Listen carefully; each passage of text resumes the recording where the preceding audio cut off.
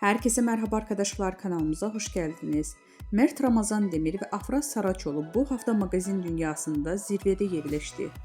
Ünlü oyuncular Mert Ramazan Demir ve Afra Saraçoğlu bu hafta sosyal medyada magazin dünyasının en çok konuşulan isimleri oldu.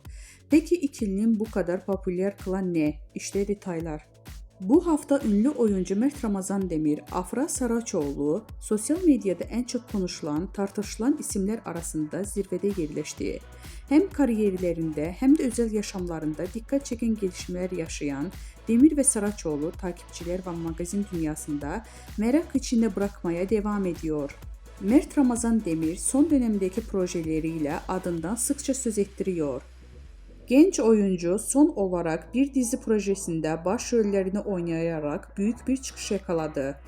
Hakkında çıkan dedikodular ve özel hayatına dair sorular ise Demir'in sosyal medyada yoğun bir şekilde konuşulmasına neden oldu.